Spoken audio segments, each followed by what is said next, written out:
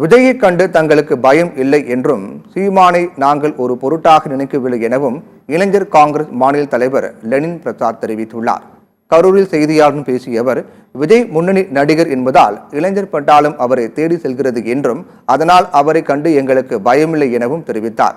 நரம்பு புடைக்கு பேசுவதால் சீமானை நாங்கள் ஒரு பொருட்டாக நினைக்கவில்லை எனவும் லெனின் பிரசாத் கூறினார். கள்ளக்குறிச்சி விஷசாராய மரணம் வழக்கில் சிபிஐ விசாரணையை துரிதப்படுத்தி உண்மையான குற்றவாளிகள் தண்டிக்கப்பட வேண்டும் என்று கூறிய அவர், ஆட்சியில் பங்கு என்பது குறித்து அகில இந்திய காங்கிரஸ் கமிட்டி தலைமையும் தமிழ்நாடு காங்கிரஸ் கமிட்டி தலைமையும் முடிவு செய்யும் என தெரிவித்தார்.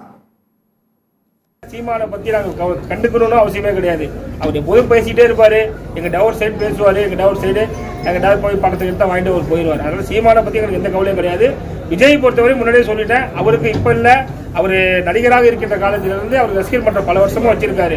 காங்கிரஸ் கட்சி 60 வருஷம் ஆட்சி இல்லாட்டி கூட தமிழகத்துல இன்னைக்கு வரல காங்கிரஸ் கட்சி எவ்வளவு செல்வாக்கா இருக்குன்றது உங்களுக்கு தெரியும். அதனால நாங்க விஜயை பார்த்து பயப்படணும் அவசியம் கிடையாது, சீமானை கன்சிடர் பண்ணணும் அவசியம் கிடையாது.